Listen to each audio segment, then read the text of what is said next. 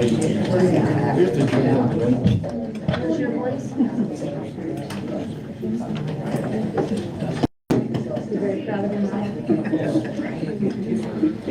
right, good evening, everyone.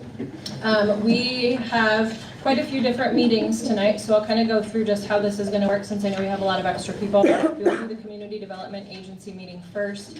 Then we will do the council meeting of the current council to finish out all of our business for this year. And then we will start over with a new meeting with the new council and do the oath of office. So we will start with calling the Community Development Agency meeting to order. Christy, will you do roll call, please? John? Here. Chris? Here. Linda? Here. Brian? Yes. We have a quorum. All right, I have proof of publication in front of me. Visitors' correspondence. Anyone desiring to speak on any item or issue not on the agenda or any item on the agenda that does not include a public hearing may do so, but shall be limited to 3 minutes. Persons should identify themselves by name and address. Persons speaking should not expect the council to engage in back and forth dialogue regarding their comments. Unless an agenda item includes a public hearing, no person may speak during the business portion of the meeting, provided, however, persons speaking during a public hearing are limited to between 5 and 20 minutes. The public is advised that a copy of the Open Meetings Act is located on the north wall of the council chamber, and one copy of all reproducible written material to be discussed at this meeting is available for examination or copying. Need a motion to approve the agenda? So moved. Second. Vote, please. All in favor? Need a motion to approve the consent agenda? So moved. Second. Vote, please. All in favor? All right, and then we have number 7, which is resolution number CDA 2024-09, which is to refer the Valley Lakes Business Park redevelopment plan to the Planning Commission for review and recommendation. Andrea, were you going to talk about this process again? Talk about it briefly. So this is, as we've been doing a lot of these lately, so this is the first step to pushing Valley Lakes Business Park through the TIF process. A redevelopment plan has been submitted to the city, and the CDA's role tonight is to just go ahead and refer that redevelopment plan to the Planning Commission for their review to make sure that the plan is in compliance with the city's comprehensive development plan and future land use map. So the resolution in front of you is simply accepting that redevelopment plan and then passing it on to planning for their review. So that's what we would ask you to do at this time. Okay, could entertain a motion to approve resolution number CDA 2024-09 to refer Valley Lakes Business Park redevelopment plan to the Planning Commission for review and recommendation. So moved. Second. Vote, please. All in favor?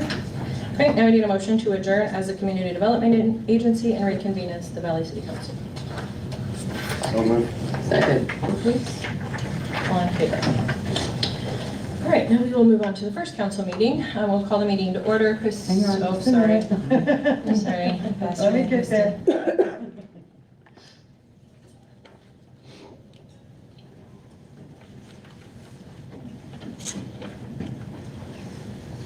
Okay, are we ready for roll call?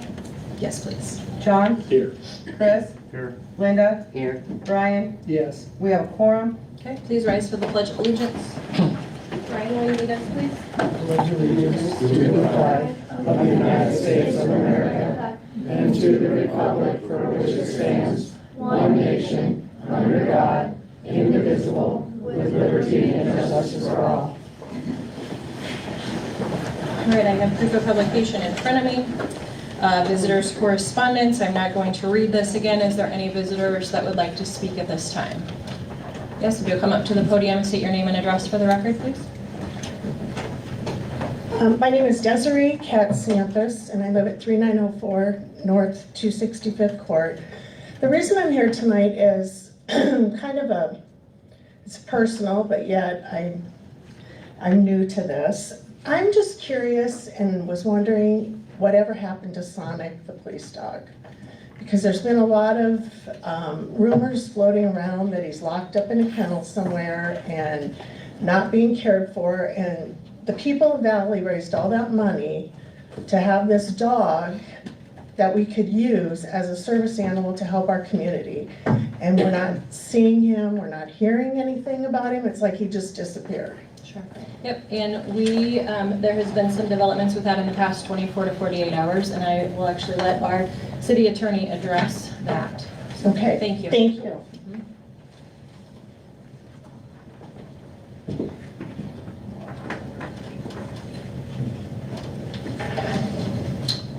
Well, I'm going to do this in two parts.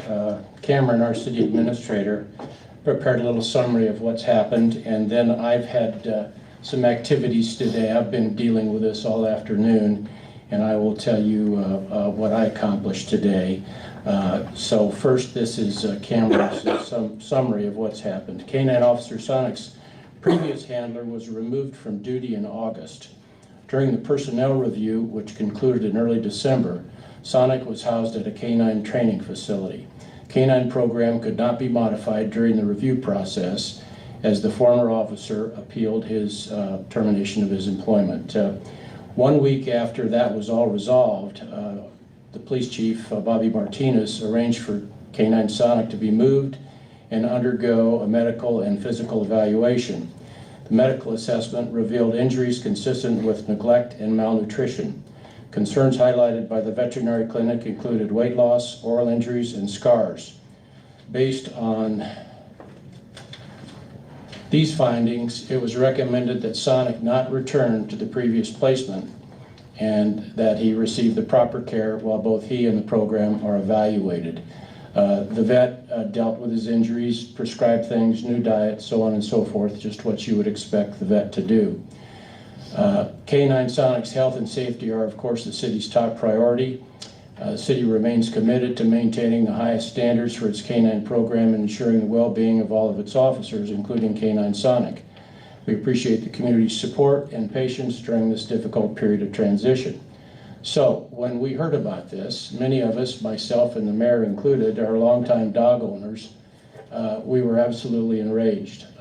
This should not have happened. This kennel where the dog was located is one that we've been familiar with that trains these type of dogs, and there was no reason for anyone to think that this type of thing might occur. So again, we were quite upset when we discovered all this, and particularly when we read the report from the vet. So I spent my afternoon today figuring out how to handle this and how to get it to the proper authorities for investigation, because we're not going to let it sit. I mean, we're very concerned and upset that this happened. Everybody on city staff is, and I was able to contact the proper authorities in Washington County, and they are commencing an investigation of what occurred, so we'll see where that goes. So it's unfortunate, but we wanted to be transparent about it and let everybody know what happened and where we are with it. So, Anybody on the council have any questions for Jeff? So what kennels are he in, can you say? you know, I'd rather not while the investigation is pending. But he is in a safe place. Well, right now, he's with one of our officers at home, yeah, and under veterinary care. He'll be back, he'll be seen, he'll get the attention that he should have been getting during the last 4 months, certainly. Because that sounds like the animal abuse. That's why I talked to the authorities today, yeah. I guess what I have to say is, the buck stops with us. Why did not someone check on this dog? He's been in the kennel since August, and nobody checked on him until now because of all the hearsay that happened over the weekend. We need to be more responsible. Well, and I can say we unfortunately have to trust the people that we have entrusted. We're paying somebody to provide a service. We can't follow up with them all the time. And it wasn't because of any hearsay over the weekend. I guess I'm available. Can I finish, please? You were at the meeting last week. We did not we did not make a decision. We literally could do nothing with the canine while the previous employment issue was done. We could not do anything with him. Immediately after the decision was made, Chief Martinez had arrangements made by Thursday, I believe. So the arrangements were made as soon as we possibly could. And no, if you want to designate yourself as the staff member who has time to check up on everything 100% of the time, please Well, I could drive and volunteer. check on the dog, yes. Okay, well, we can volunteer that, but we do have to trust the people that we're paying, just like we trust our attorney, just like we trust our engineer, just like we trust People Service. So we trusted someone to do the job. They did not do it, and we are taking the appropriate action. So that. Yeah, it's very unfortunate, and hindsight's always 20/20. Obviously, when we see what happened with the dog, we wish somebody had checked on it. I mean, clearly, nobody would want this to happen to anybody, any dog, any pet, police dog. I mean, I've seen Sonic in his prime, he's a magnificent animal. So it just, breaks your heart. That's all there is to it. But the vet will also tell you that, he had a good, strong heart. I read the vet's report as part of what I was doing today, and it appears that, he can get back to where he was probably. So that's, I think you have to look forward with him. But it is unfortunate, we can say, yeah, we should have done this, we should have done that.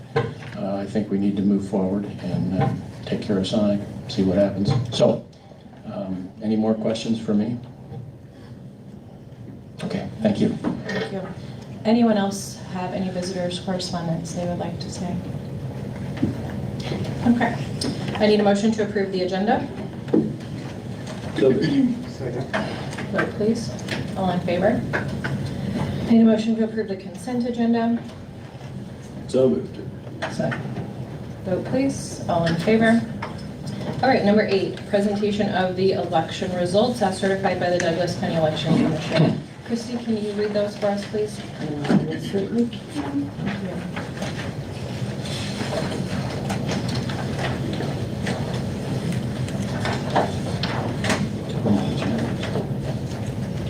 The official election results for the city of Valley. Cindy Grove, 1,044 votes. Jim Thiessen Jr., 902. Write-ins were 21. Official election results, City of Valley. Wendy Dean, 594 votes.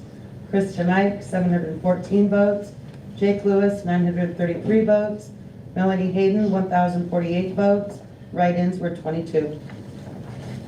Thank you. I need a motion to accept the certified election results. So moved. Second. Vote please.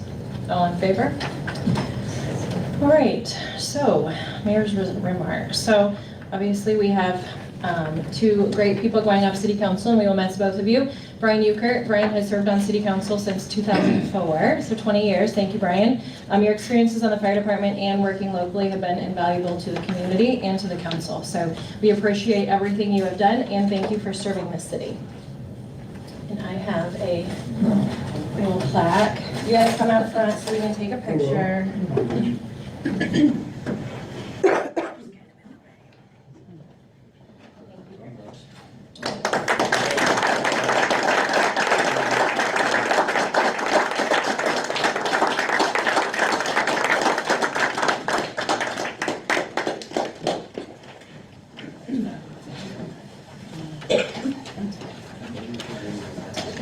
All right, and then Chris tonight. Chris, you were elected to City Council in 2020.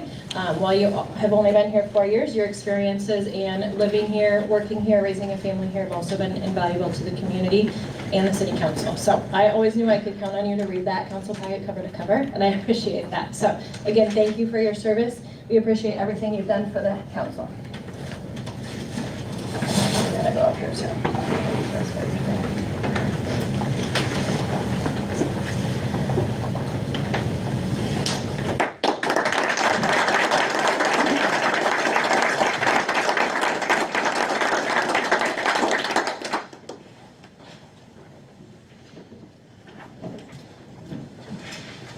All right, now I need a motion to adjourn this meeting. So moved. Vote please. All in favor? All right. All right, thanks, Brian. You good to go?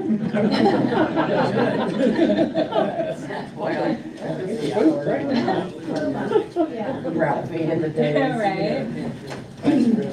Enjoy working with you guys.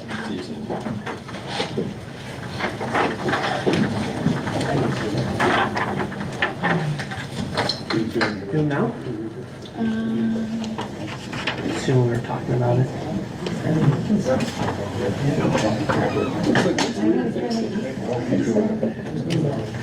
Just that.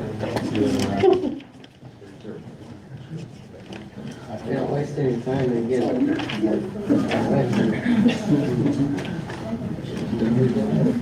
From everything. All right, Christy, for you. Jake and Melanie, if you guys will come up here now, that would be great.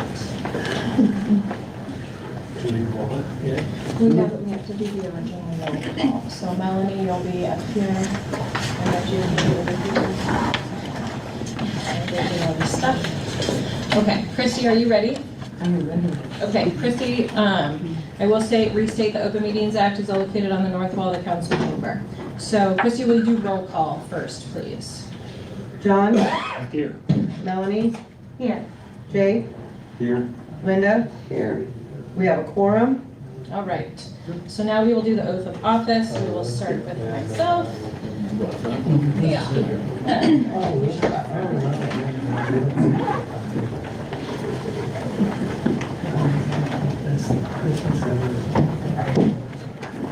You ready? Yeah.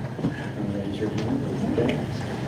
Oath of office. I, Cindy Grove, do solemnly swear that I will support and defend the Constitution of the United States and the Constitution of the State of Nebraska against all enemies, foreign and domestic. I, Cindy Grove, do solemnly swear that I will support and defend the Constitution of the United States and the Constitution of the State of Nebraska against all enemies, foreign and domestic. That I will bear true faith and allegiance to the same, that I take this obligation freely without any mental reservation or for purpose of evasion. That I will bear true faith and allegiance to the same, that I take this obligation freely without any mental reservation or for purpose of evasion. And that I will faithfully and impartially perform the duties of the office of mayor of the city of Valley, Nebraska, according to law and to the best of my ability. And that I will faithfully and impartially perform the duties of the office of mayor of the city of Valley, Nebraska, according to law and to the best of my ability. And I do further swear that I do not advocate, nor am I a member of any political party or organization that advocates the overthrow of the government of the United States or of this state by force or violence.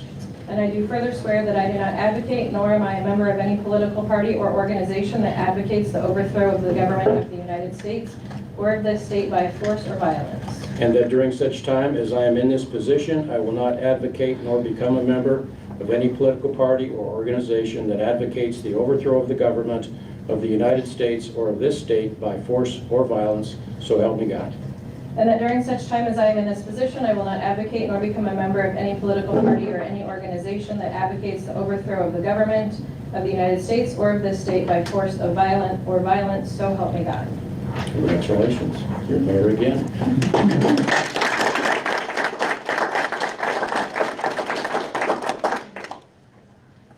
All right, now we will have Jake come up.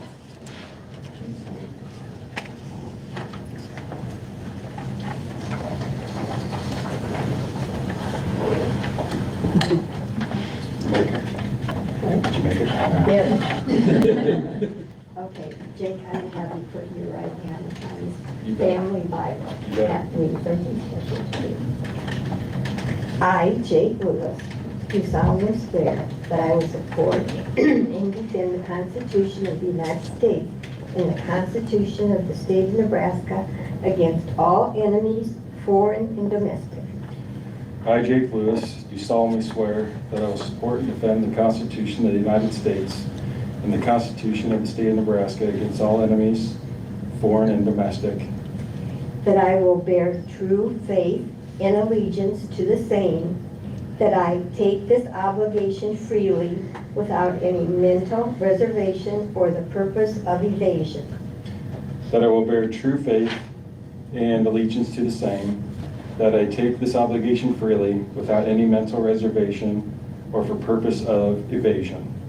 And that I will faithfully and impartially perform the duties of the office of council member of the city of Valley, Nebraska, according to the law.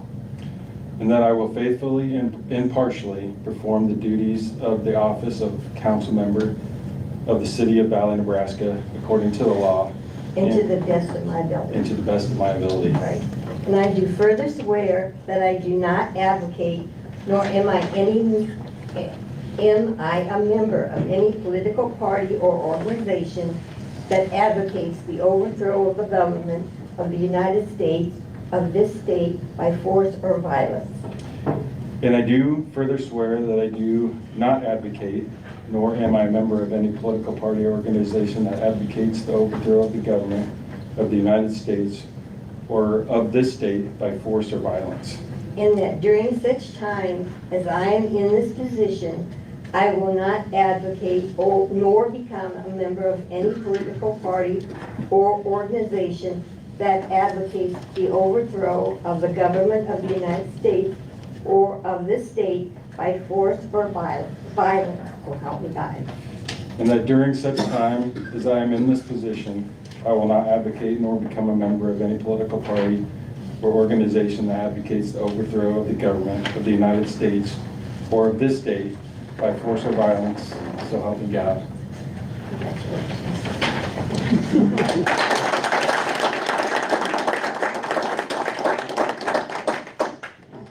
Congratulations, Jake. Thank you. Congratulations, man. Melanie?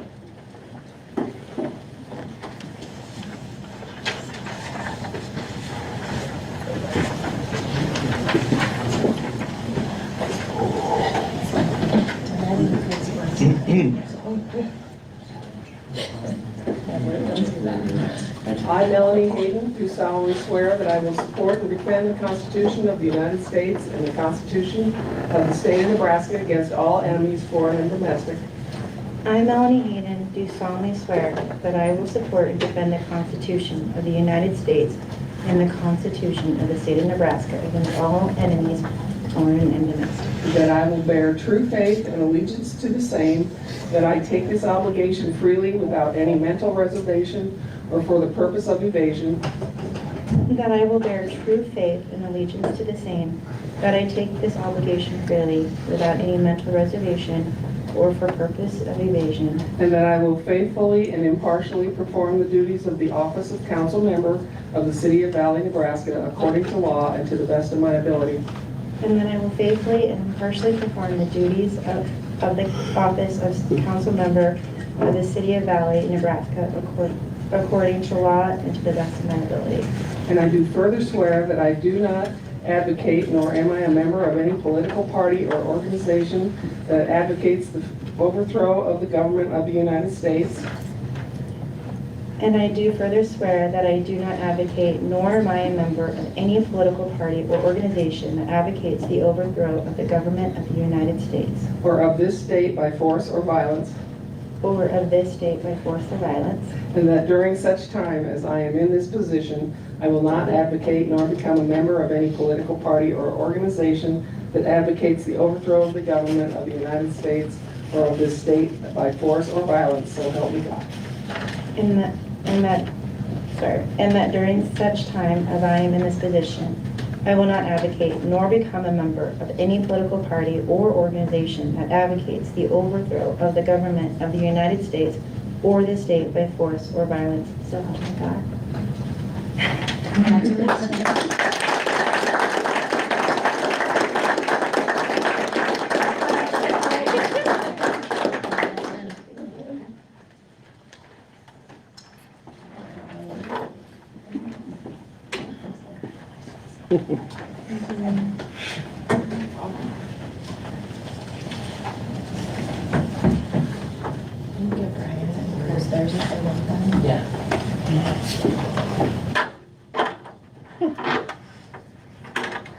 Alright, we'll give you a minute. You got it. You ready? Okay. Jake, you ready to go? I think so. Okay. We will call the meeting to order. Need a motion to approve the agenda. So moved. Vote please.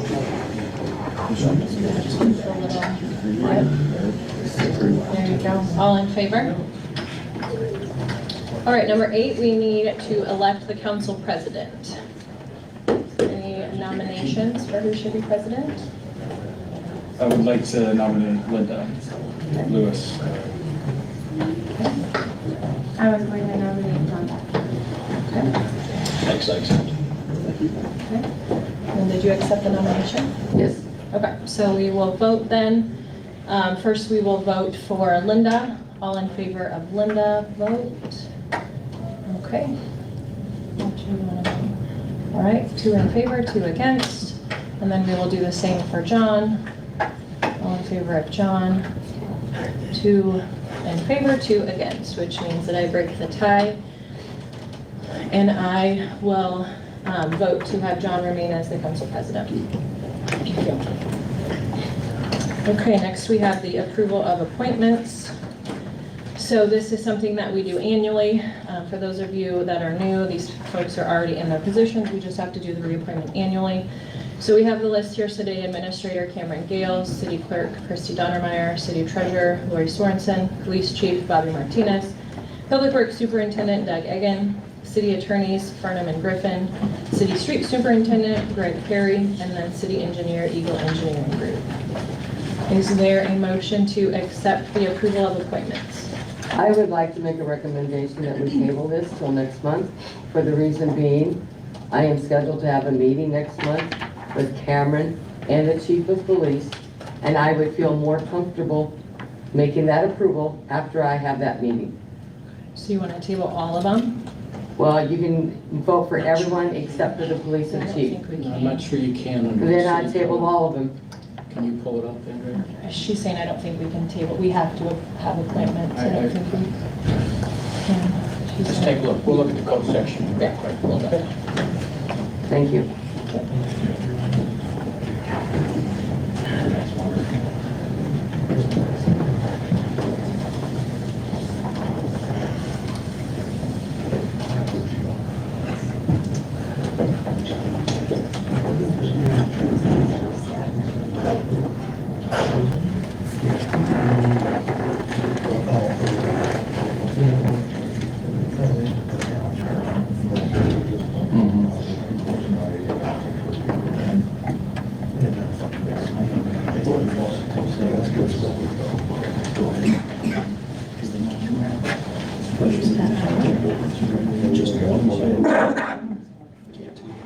I thought, but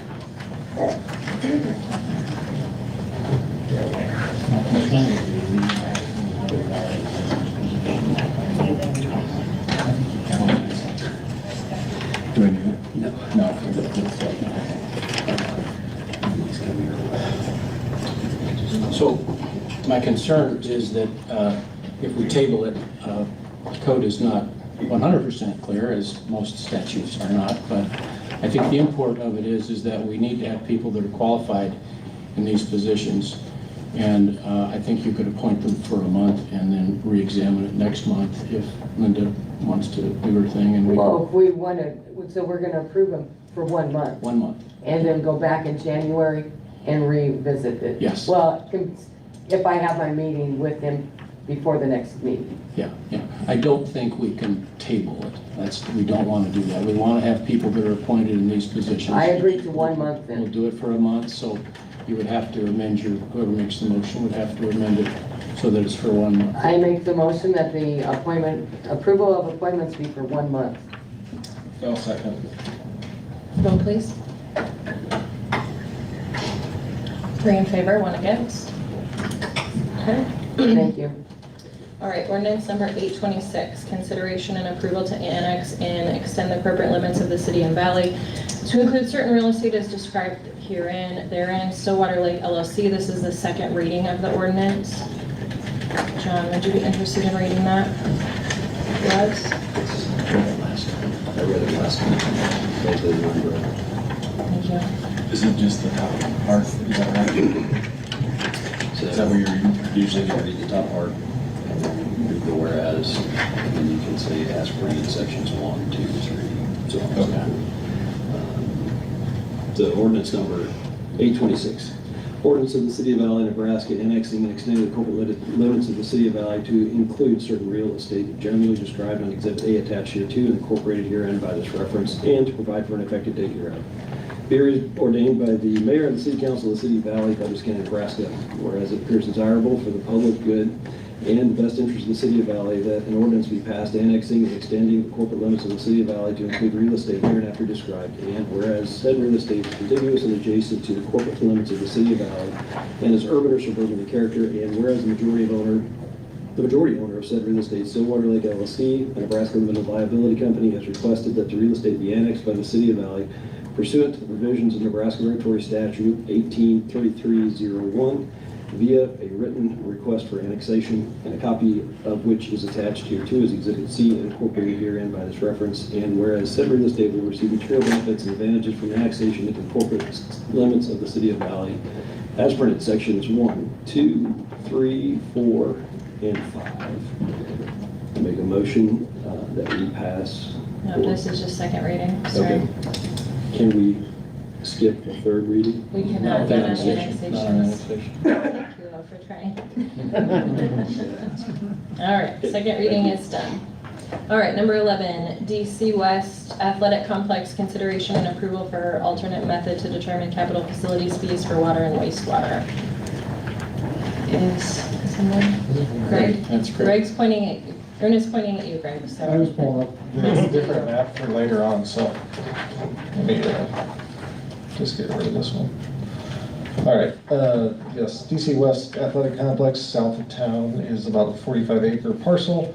And on our fee schedule, master fee schedule ordinances for water and sewer capital facility fees that we charge any new development in town is basically $3,000 an acre for water and $3,600 an acre for sewer. In the code, it does give us an alternate method to levy a lesser fees for items or developments that are commensurate to lesser impacts to the city system, and this would be one that would be an example of that with the stadium complex, baseball field, softball field, and football field that's on the parcel is probably about 50%, 25% of the actual land area, so we would not generate as much sewer for waste or production of water for this type of development if it were to be in a commercial or industrial type setting. So we are recommending the alternate fees schedule for that, and that's a minimum of a 5-acre impact for water and sewer, so it's 33,000, and then that number could slightly adjust based on their water meter size that they actually use for the campus.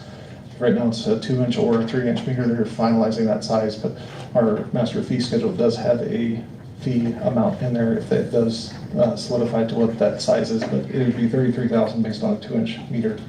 So we are recommending the alternate method for the capital facility fees. Mr. Jeff? So, and we also discussed, and I'm sure you just haven't talked about it, that if the use would change and it would become more intense, we can go back and charge them the fees that we would a normal development, correct? That's correct, and also like if they would expand that campus or add more buildings or anything like that on the balance of the properties, then the city would be able to levy more impacts to that user. So we're recommending the fee be $33,000 Correct. total. Correct. Instead of 162 and 135. Yeah, I didn't do the math for you. 297 roughly. So just as a, for Jake and Melanie, we did the same thing for Elkhorn Athletic Association as well when they first were putting in the fields. Correct. We do have the ability to do that per our code. So, anybody have any questions for Greg? I do have a couple of questions. Sure. So when we obtain those fees, exactly like what bucket would that go into, the cost for that? Like could we use that down the road for something else? Well, they're capital facilities fees, so it all goes directly back into the water and wastewater fund. So when we determined our rates for water and wastewater, all of this potential revenue that we bring in is all factored into that to determine what we need to maintain our water and wastewater systems. So we can only use it for that. That's what I was thinking, is more towards the water systems. If we need an extra cost for infrastructure down the road, this, I mean, I guess it's a school, we want to give them a discount and, you know, keep it simple to what they're using, but in long term with more families coming in, more schools and more properties, is that not income that we can use down the road? Like what are we looking at 5-10 years of what we're going to need for our water infrastructure and the cost for that? It's a good loaded question, I guess. I mean, the prime example that I'll talk about later is the water treatment plant. That's based on $8 million, $8.9 million water plant expansion that'll double the capacity of that. That's starting in January. The city has procured SRF loan financing that has a 1% interest rate, so it's very advantageous to the city on the financing tool, but still the city and the taxpayers and the water user customers of the system pay for that back. There is a grant portion of that also, but not to get too detailed here, but yes, the water and capital sewer fees do pay for the critical and the infrastructure that supports the citizens and the users of the water tower, the treatment plant, the lift stations, all of those type of items. And to expand these too, and to maintain them long-term, pumping everything to Fremont. All of those, that's what these fees are in place to do. I think the thing to keep in mind is the purpose in our code section of having the capital facilities fees is to charge per connection fee. So if you're talking a subdivision and they put in 50 houses, you have 50 connections, so it makes sense to charge this. For the school, for example, they're gonna have what, 2 or how many actual, just 1 connection. So it's not even that it's the school, it's that our code says we charge these fees based on a connection. And if we only have 1 connection, whether it's the school or whomever it is, it's not really fair and kind of goes against our code based on what the fees are for. But we can always go back if we need to get additional fees. If the use is If changed. the use changes. They so decided that they wanted houses instead of fields, we Yeah. hit them with the full boat. Okay. Just wanted to be noted that we're going to discuss ordinance 828, which is increasing the water and sewer rates on every member of the city of Valley. And so maybe this is bad timing, but school is a taxing authority and it's getting revenue at a rate higher than the city at this point. So I think that's something to weigh into some of this decision, that we have an entity, a taxing authority, just like the city, that's saying we want to waive this. And even though we have in the past, as council, there's a part of me that wants to consider this for the broader city of Valley to say, is this the right decision to waive this at this time when we have these fees coming that are going to be, it sounds like substantial. Greg, maybe you can touch on that in advance of talking about ordinance 828? No? Cindy has the water rates, Good. don't you? What the increases are. I don't have them right in front of me. Sorry, John. Yeah, that's right. So I guess what also I'm hearing, just to add to it, is that we do have some financing with interest. When we could possibly have an option here that's free and clear. It is, yep. We just, like I said, we have to make sure that we're going by what our code says. Yeah. And our code specifically says, I mean, we just took an oath to uphold the law, which is our code. And the code does say that this fee is in place to pay for the connection. Yeah. And if you have 1 connection versus you have 60 connections, I mean, we'd kind of be going a little bit against that, in my opinion. But you guys are the ones that get to vote. So I don't know, do you have any? No, he's done a fine job of Okay. answering. It just covers the cost. I mean, it's, Right, yeah, per Well, connection. if we only have 1 connection, correct. Right, and that's why we have that's what this. we have to look at. Yeah, and that's why we have this ability in our code, and I'd even have to look, do we outline when we can offer the alternate method. So it wouldn't even be that we could just say we are not gonna do it, we might have to update that code to change that too, right? The first trigger would be, it has to be a 5-acre development, period. I think we've had some others come in that were 4.5 acres, and we're like, no, you get levied the full per acre cost because you aren't over that threshold, so. Well, and I will point out that we just did this with Elkhorn Athletic Association. And so we would be looking at that code section and applying it very inconsistently. Elkhorn Athletic Association is the taxing authority, though. No, that's true, that's a distinction. Yeah. But that doesn't change the application of the code, though, I don't think. I agree. Okay, any other questions for Greg or comments or discussion? There'll be watering the field out of this presumably as well, so all water use on the facility will be used. I believe these are all gonna be turf, aren't they? Yeah. But these all be astroturf or field turf. Good. So it'll just be concessions, is that? Yeah, they just have 1 concession building with a concession and a shared restroom with about 40 different public or restroom fixtures, lavatory fixtures.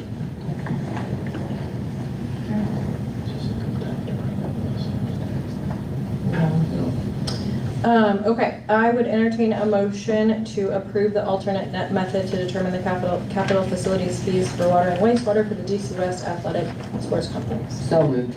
Second. Vote, please. All in favor? Thank you. All right, number 12, we have resolution 2024-58, consideration and approval of the emergency contractor list. This is also another thing that we do annually, where we have a list of emergency contractors on file.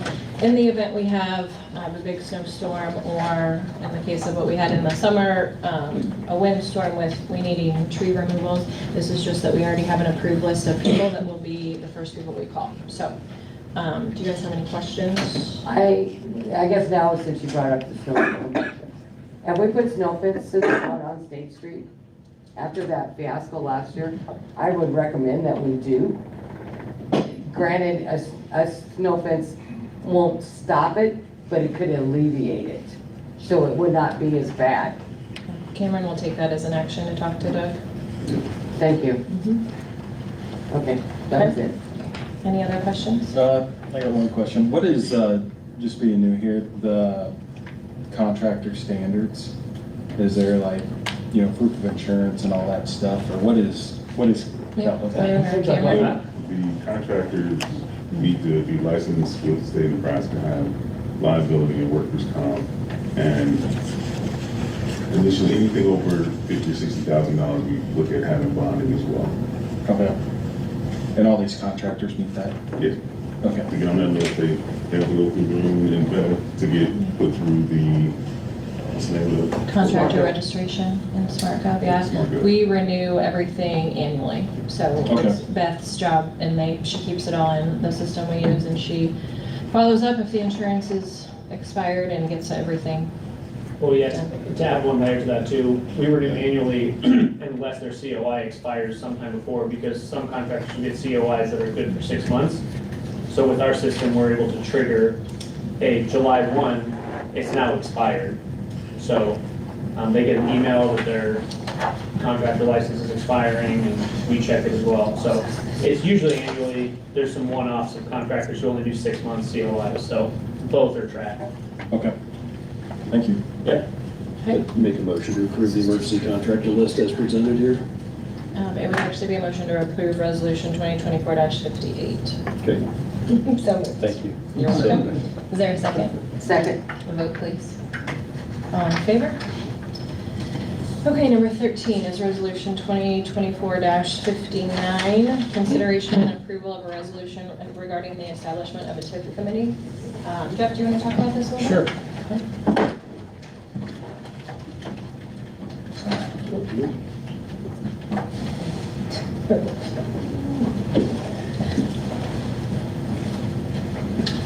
The city code provides that at the December meeting, we set up the standing committees, and this is a standing committee. So the TIF committee is purely an advisory body, has 2 members from the city council, 2 members from planning. Andrea and I, the mayor, is an ad hoc member. Who else? Engineer and Rune. Thank you. The purpose of it is to gather information for city staff, and city staff makes the recommendation. This committee has no authority to make any decision about anything. We get pretty busy around here with development proposals, and it's just a way to establish a base of information to get to everybody to help us make a decision. And that's all it is. So, What council members are on the committee? the way the resolution reads right now, it just says 2 city council members. So, and the mayor appoints. So there are, right now, there are not 2 specific council members. If you'd like to be a member, talk to the mayor. Okay. There's nothing in existence like this right now. We have an informal committee. When we get development proposals, we have what's called a pre-app meeting, like every city does, where the developer comes in for the first crack and says, here's this piece of ground, here's what we think we want to do, hey, what do you think, and haven't submitted a formal application for a preliminary plat or anything like that. And this is kind of really part of the pre-app process, but it brings in the TIF piece of it, okay? Is that, what is that committee, or it's not committee, but what does that look like right now for people? Like, who does that? As I said, it's 2 city council members, and these are just the positions that are named in this resolution. Okay. 2 planning board members, and then city staff, essentially.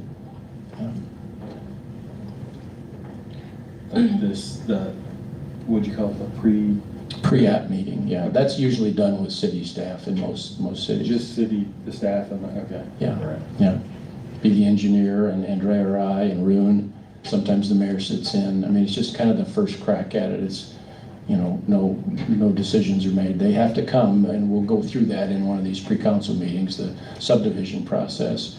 I mean, they have to come through planning, and planning makes a recommendation to council, and if it's a full-blown development, they have to do that with their preliminary plat and their final plat.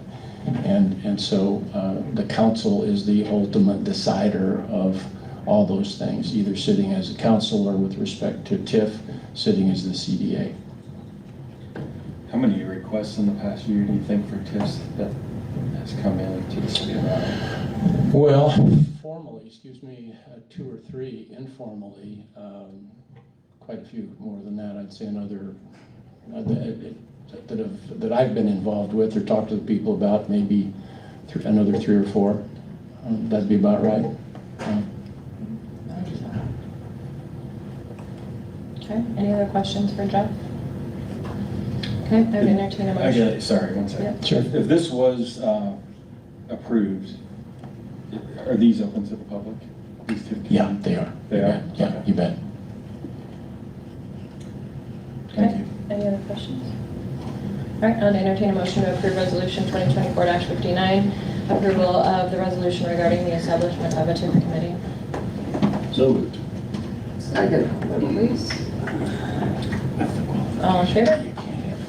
All right, number 14, Douglas County School District 28, consideration and approval of rezoning from I-3 General Industrial to C3 Highway No. Business. Rune, are you reviewing? Yeah, I'll speak on it first, and if you guys have any specific questions. If you guys remember, way back when Access came to us to rezone everything on the lot south of 3M, as you guys remember, they broke that into 2 lots. The southern half they sold to DC West, so when they were doing their change of zoning request, they removed the southern portion. So all this is just coming back for the southern portion that DC West has to switch it from industrial to commercial. So if you guys have any questions for me. Is that the Meg's Road and between 3M and where Fairway will go, or is this between Menards and where the football stadium will go? This is the football stadium. Football stadium. Okay, then I do have a load of questions. Sure. So my understanding, when you go from a general industrial, which is an I3, to a C3, Yeah.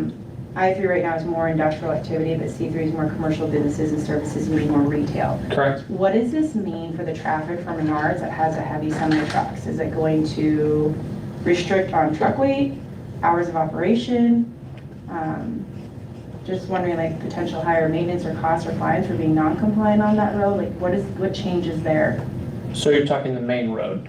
The road in between Menards and where the school football stadium will be. So Right. yeah, right there. Did we do a traffic study for DC West? No, That's a development. That's development. they've done a traffic study on that. So in terms of weight, the road can hold the current semis that are on it. So it's designed for that. Does it change anything though for them to operate business as normal when you do this at all? No. Okay. I think I was just more concerned about like how that changes, because also when you have semi trucks coming in and out, is that also the same way that they're coming in for the football field and the stadiums, like students to enter? Is it straight? I'd be curious. Their hours of operation are going to be pretty offset with football games and night activities. Okay, I was just more concerned about young and experienced drivers with semi trucks in that area coming in and out. So we also proposed with DC West an alternate route that would connect actually off of Contrin. No? He's shaking his head no. Huh? Or Lilac, excuse me, Lilac. It was up to them to connect to it or not. We suggested that they did, and they chose not to. So that's... The school did? Okay. Because that was also, my main concern was getting people away from the main intersection, not the one you're talking about, but the main one on Meg. And this would provide an alternate route for them, which is why we've moved the sidewalk away from there. That's all been the plan, to move them south and not go on that street. That would be a discussion for East and West, why they don't want to put that road there, especially, let me choose my words carefully. We just saved them $250,000 in capital facility charges, so it's been something I've really been trying to push, and every time I pushed it, I was told no. So we worked with Access to provide an access route to them on the west side of this facility. And they said, we'll see. Is there a possibility of going to a C3 that it may increase property taxes due to the area's commercial focus potentially raising over there for Mallard Landing? What you think? I mean, regardless of the zoning, the use of it is still going to be a sports complex, regardless of what it's zoned. Correct. Yeah, I would say my bigger concern is if it stayed I-2 and their property went down when a concrete crushing plant came in. Which is where a lot of the conversations that I had with the folks from Mallard, I met with their HOA, the original plans and these new plans. The discussion was, this is zoned I-2, which is heavy industrial. So they know the impact of both. And personally, I would argue I'd rather have a sports facility or even apartments than a concrete crushing plant next to my house. So that's kind of where the conversations came from. Back to the road that the school didn't want to put in, do you think we could go back to them now, tell them, hey, we saved you this on capital gain on the connection piece? Maybe you'll reconsider this. I don't review roads As a safety. or access points. I would agree. I don't know if there's anything that we can. Is it? What's in the building permit? Over there, access stuff. That's all thing, Yeah, but there was, at least when Greg and I talked, there was nothing that could force them to do it. It was just strongly suggested by me and Greg about 100 times. So, I guess it'd be up to the people then of the town to go to the school board and say, what are you gonna wait for, an accident? Linda, we could probably make this somewhat contingent upon this switch, somewhat contingent upon them exploring that road again, now that they know they have some contingency funding. I think we should. I mean, personally, I'm just not comfortable pursuing like on a map. with that. Not with semis, no. And you're right, with inexperienced drivers. Yeah, and then I think the access point in and out of that thing is only like one way in, one way out. I would think the safety of the kids would be the school's first thought. So I do want to bring us back into the fact that our agenda item and ordinance tonight is just a zoning change. It's not reevaluating the use of this land. It's not reevaluating any of the plats that have already been approved. So we do need to bring it back into what our agenda item is. I get that these concerns are all valid. However, the use is already done and approved for and all of that. This is just the zoning that needs to really happen administratively. Would you agree with that, Jeremy? Okay, so, I don't know if you guys heard that, I said I didn't, sorry. we need to bring it back into the agenda item today is just about the rezoning from I3 to C3. The use of the land has already been approved, the plating and all of that stuff has already been approved. So while your concerns are valid, it's not necessarily what our agenda item is today. So we need to make sure that we bring it back into that agenda item. But that doesn't mean you can't bring it up to the school. Agreed. Okay. Agreed. Correct. Okay. Agreed. Thank you. Yeah. I only have so much power, Linda. But I thought about I it. wish I could give you more. I promise you, I thought about it. It's, anyone who sat in those meetings knows that every time I said, hey, remember this access? And All right, is there any more questions for Arun before we open the public hearing? okay. No?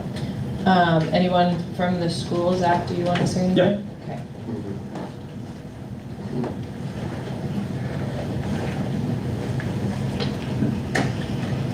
Good evening. Zach Fergus, 14710 West Dodge Road, here on behalf of the school district. I will say, based on that discussion too, I will happily take this discussion back to the school. We meet regularly regarding this project. And the design as it sits today is built to accommodate this future connection. So Thank you. happy to take this discussion back, continue it with the school, and stress kind of everything I've heard here tonight. So, Thank you. any additional questions that I can answer regarding the sports complex? Do you recall a number being thrown out for that street connection? Top of my head, I do not. However, we have a contractor on board, so we can pretty easily get that pricing figured out. Yes. Any other questions for Zach? Thank you. Thank you. All right, I will open the public hearing now. Is there anyone from the public that would like to speak about this topic? Okay, we'll close the public hearing. I would entertain a motion to introduce ordinance, what are we on? Ordinance number 827 on the first reading. So moved. Is there a second? Okay, we have a motion and a second regarding ordinance 827 on the first reading. Is there any additional discussion on it? I do think that connection's important. Is it important enough to update this and say we want to table this for 1 month until we get the data points on this, or no? Does it, I guess for me, like, does it make a difference? Like, are we enabling or does it matter? I mean, By, like, changing this the is road? just changing the zoning. Okay. Everything with the school and the complex is already approved and. Yeah, we've basically approved the project with this zoning in mind. It's gone through the planning and everything, thinking that this would happen. So we pretty much told them we're gonna do this. So, I mean, it's up to council. It's. Well, I entrust he's going to take it back to the school board. I think there'll be action done. I just personally haven't really liked the way that it was going to that road since the beginning it was introduced. Yeah, I don't disagree with you, but again, this agenda item is strictly for the zoning. That everything related to the complex was already approved, the plats were already done. All of that has already been worked through and was approved by the previous council. So this agenda item, while I get that you have concerns and I get we can go to the school, doesn't relate to that, unfortunately. Okay. Okay, so we have a motion and a second. Is there any other discussion? Okay, Christy, can you read the short title, please? Ordinance number 827, an ordinance amending the zoning regulations of Valley, Douglas County, Nebraska, finding the proposed amendment was duly submitted to the Planning Board of Valley, Douglas County, Nebraska for its recommendation, and that it recommended the adoption of the amendment, finding that notice of hearing on such amendment was duly given prior to the hearing as provided by law, and that such public hearing as had thereon, finding that the zoning map of Valley, Douglas County, Nebraska be amended as follows. The parcel of real estate legally described on Exhibit A, attached here to and incorporated hereby by this reference, the DC West parcel, shall be zoned from general industrial I3 to highway commercial C3, providing for an effective date of this ordinance and providing for the repeal of all ordinances in conflict herewith.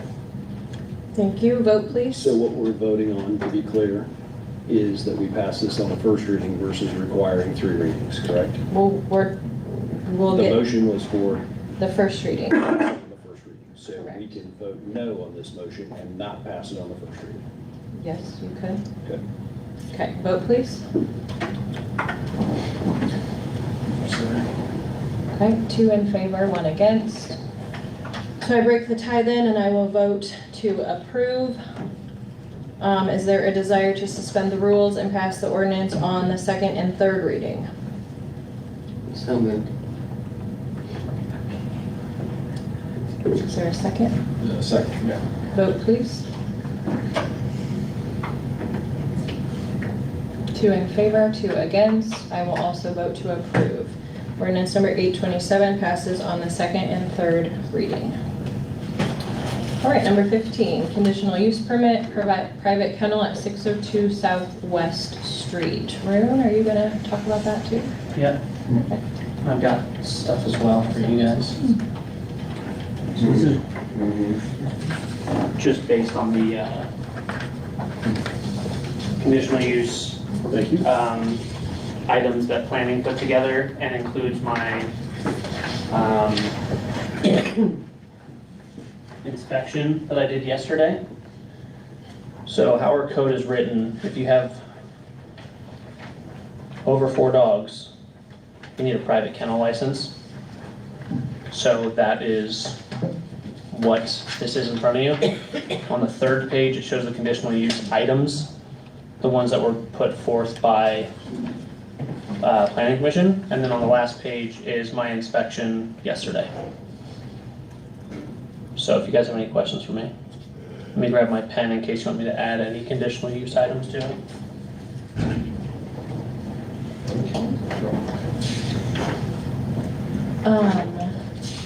Would the applicant like to speak at all? Yeah, if they have any questions for the applicant, it's up to you guys. Anything for me? Me. Okay. If anybody has any questions for me, I'll answer them. You give your name and address, please. My name is Jenny Cour-Mossett, 602 Southwest Street, Valley, Nebraska, 68064. Are you selling puppies? We do not sell puppies out of that address, no.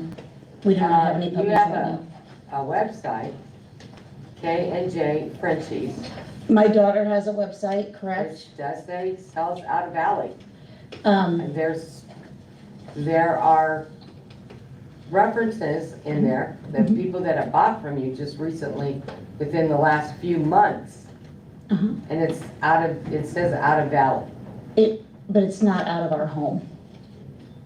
No one has come into our home right now. Actually, no one has ever come to our home. No puppy has ever been sold out of our home. Where do you sell them at? Well, some of them go into Omaha, some of them, but no one Where ever do you comes to our sell them home. from? If you don't sell from your home, where do they come and get them? Sometimes they meet us in town here in Valley, but they don't come to our home. I mean, sometimes they come to the gallery and I meet them. It depends on where they're coming from. Sometimes we go into my daughter's house in Elkhorn. Sometimes it kind of depends, but I don't ever allow anyone to come to our home. So are we looking at like, you just breed them at your house and then you sell them when they're born?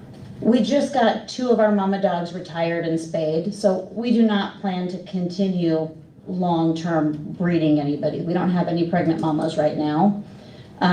We just got our 2 of our dogs just got spayed last week. So, I don't know what the future holds, going forward. But no one has ever come to our house. It is not a kennel where anyone comes and drops anything off, picks anybody up. We're not a Tully's kennel. These are my personal dogs. How many dogs do you have? 7. When's the last litter you sold? I think she had a baby that went home just a few weeks ago. That was the last baby. But again, no one came to our home. Right, in your report, you note these dogs appear to be pets. Mm-hmm. Is that accurate, ma'am? Absolutely. So they're simply pets? They're not... Varun can attest, he was there. They sit on the couch with us, they sleep in the bed with us. We're not Tully's kennel. These are my personal dogs that sleep in the bed with me, that I cook their food for dinner, and we've had them since they were tiny little babies. And honestly, if you told me I couldn't have them, I would probably move, because I wouldn't like home my dogs. So sorry, can you help me out here? What are we voting on right now? Like, what are we looking at doing here? Well, right now, I can speak on it. Yeah, so it's a conditional use permit, but Rune will talk more about, again, why we need it. So conditional use permits in general are put in place for items that are maybe out of the conventional bounds of what would be allowed. For example, like a tobacco store. Those are conditional use permits. This just happens to be something that, because of the conversation that's happening now, that the city can put conditions on. This particular mining operations is another good example. We don't just permit them. They have to go through a conditional use process, and in said conditional use, on the 3rd page, we can add any items we want to it. So that's where 1 through 9, we've added these conditions, which also includes an annual inspection and fee is required. So this is every year, I'll be heading back to see Jeannie, and on this 4th page, date of inspection, that should say 12/9, I'm gonna change that. I did it yesterday. Right below it, there'll be one for December of 2025. And it's the same thing, we're gonna come back up here and. Rune, Mhm. I'm sorry, Susan. Okay. I was just to clarify, and maybe that, we need to back up that step. So our current code allows you to only have 3 dogs max. After 3 dogs, I mean, you have to do this special kennel conditional use. Correct. So it's my understanding, Jeannie came up to license her dogs, which are required, and then obviously we say, well, technically you can't have more than 3 dogs unless you go through this process. And so that is why we are here. Correct. So am I correct, in the planning commission basically put those 9 conditions on there? Correct. And they recommended with those 9 conditions, they can only recommend the planning commission, they don't make the decision, they recommend to city council Yep. to approve the CUP with Yep. those conditions. Yeah, but it was Right? unanimous. Yeah, okay. So reading that she would have a $150 fine and she's not supposed to sell dogs whether in her home or in the area? So it's $150. The permit is tied to the owner and the lot. So it's doubled. Okay. So Okay. she cannot sell animals on that lot. So they came up with a dog limited to 7, and I'm sure they came up with that number because she has 7 dogs. Correct.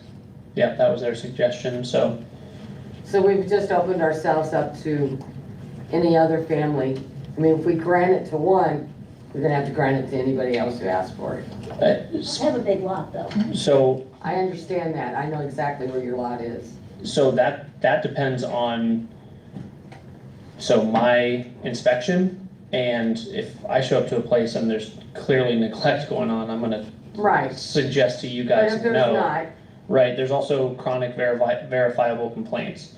Beth and I have not received a single complaint about any of the dogs on this property. So again, someone has 6 German Shepherds and they get out all the time, and we've got a list of, hey, these 6 complaints have come through. Again, that's gonna weigh on each private kennel will be assessed on a case-by-case basis.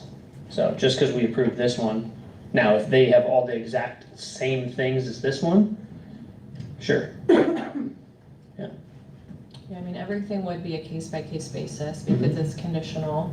right, but I'm afraid we're just opening ourselves up. Well, but I mean, if you think about the flip side of it, the alternative is I guarantee you, I could name several people in town who have more than 3 dogs. And they're just not following the rules because they don't want to get into this predicament. So we don't know if they have their rabies vaccinations. We don't know any of those things. Jeannie was trying to do the right thing and making sure we had all of that to license them. And they do. So, I mean, the alternative is to essentially force people who have more than 3 dogs to just not follow the rules and not provide us and show us that they're vaccinated and pay the fee. I mean, that's kind of the alternative. And that's in here as well. That's part of the conditional use, that I mean, all dogs will remain vaccinated. And yeah, I think the other thing we can do is we can reevaluate and look at our code again. It's probably been, I don't know if you and Beth have looked at it recently. It's been a couple of years since I looked at all the other towns and how many animals they allow. Omaha has a special thing where if you have to do something different if you have, is it more than 6 animals? so I looked at that one. This case would still not go because they limit 5 dogs on that. It's Waterloo, Bellevue, Omaha, it's through the Nebraska Humane Society. Actually, if you look at number 9, all those little sub on number 9 all came directly from that website, and I looked at it and I said, yeah, that looks like it's some pretty good stuff. So I added that as well. So yeah, there's. Cameron, do you have something to say? The question I have is, I just want to make sure if it does go forward, you're comfortable and aware of those stipulations that are in there and feel that you can abide by those. I haven't read them yet, but I can send them to you. Oh, did you? I can. Okay, so Yeah. I mean, But you were at the first meeting Yeah, where they there's were no- all outlined. The only thing that was added was these items, but they're all, mean, Yeah, I don't, we had, when we lived in Omaha years ago, we had a kennel license through the Humane Society. Then we moved out and we were out in the country. And when we were out in the country is when we got more animals. And then when we sold that property, we moved here to an 1.5 acres. And actually, I called Cindy and talked to her like before we moved into town. And she just said, yeah, you'll have to get a kennel license. And I was like, okay. Again, we've lived there for 2.5 years.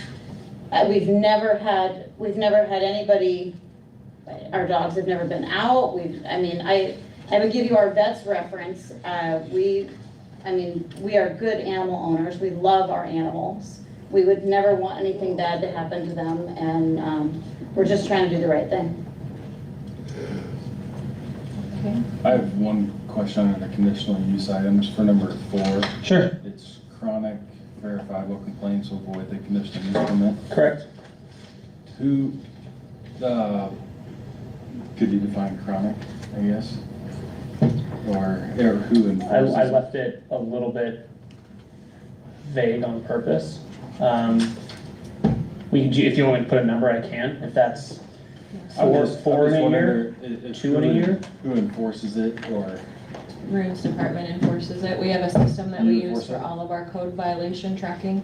Yep. Yep, and So I can tell you, it's all automated and it sends reminders and all of this stuff, so. I can tell you each complaint on each address in the last 2 years, if you want to find it. So that's kind of where that chronic verifiable complaints would come into play. Yep. Okay.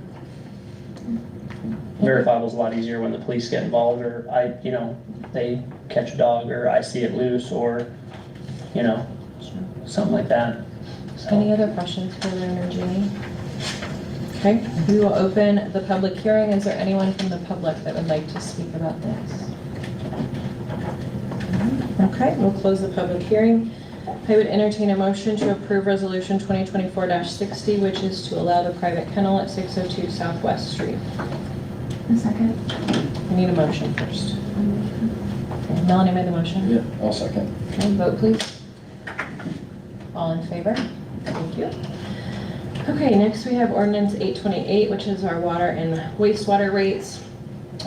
So we are bringing these again because Fremont raised their rates again effective on November 1st. And so as well, at least Linda and John know, Melanie and Jake, we charge our rates only to pay our expenses. We don't make any money off of our water sewer, so we don't have any excess when Fremont raises our rates. We have to raise our rates as well. They hadn't raised rates, I think it was from 2013 until 2023, and now they've had a series of 3 within the past 1.5 years. So they did raise their rates. The other couple of changes we have in here, we engaged Nebraska Rural Water to do the rate study. That's one of the services they offer to us. And one of the things that they called out from when they first did the water rate study and from how we're doing it is that the majority of the cities don't charge or don't allow for a base usage. So right now for sewer, our base usage was 0 to 2,000 gallons. And if it was between 0 and 2,000, you were just getting the base. And then your per thousand rate started at 2,000. For water, we were doing 0 to 3,000. Nobody can really explain why it was ever different, but it makes our billing system and our calculations very hard to have them be different. So when Nebraska Rural Water did our rate study and looked at the amounts, they also strongly recommended that we get away from doing that like 0 to 3,000 range for water and wastewater because one, that makes that higher base for everybody, and then you're not actually charging on your consumption. So it's really hard to do a rate study and look at what you're charging per consumption if you're not charging anybody until they have over 2,000 or 3,000 gallons. And the initial rate study that was done on water was done based on charging all consumption. So we're already a little, unfortunately, behind on that one. So, so it's twofold. So for, what do we have first in here? So water rates. Also for Melanie and Jake, well, this would be year 3. We did a water rate study in 2022 that was done by Nebraska Rural Water that had a 5-step plan based on the amount that we knew that we needed to expand our water treatment plant and do all of the upgrades that we have been doing in process. So we are in year 3 of that. So the ordinance is going to the suggested rate year 3, which is $22.50 for the base, and then $2.50 per 1,000 gallons, and it will be for all 1,000 gallons. And then we had not done an annual increase for sewer, of course, because that's just dependent on what Fremont does. And so doing that, we are recommending, well, for residential anyway, the monthly fee go up to $42.25 and then $6.50 per 1,000 gallons. Does any of this have to do with, like, say inaccurate meters or if meters not working? Good, yes. Yeah. So if it's potentially, if, say there's 200 meters, I'm just throwing out a number, and they're not working, you're just getting the baseline charge.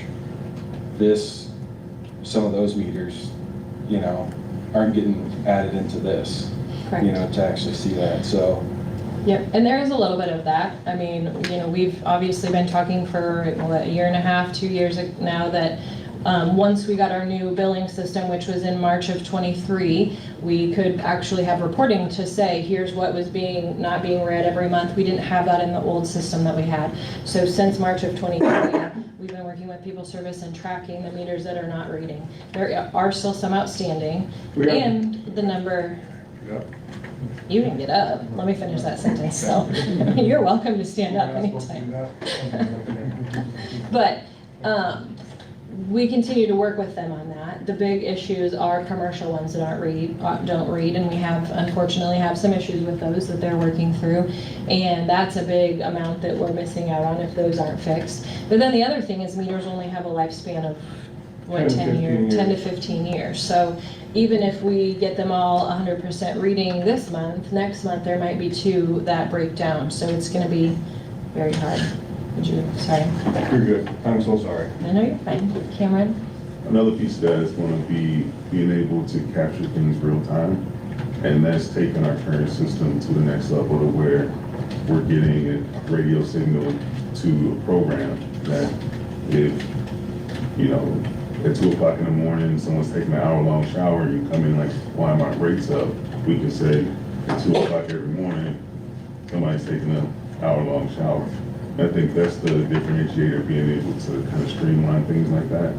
And we're starting the process to it. We'll mention it in the February meeting, but I'm happy to talk about it between now and then.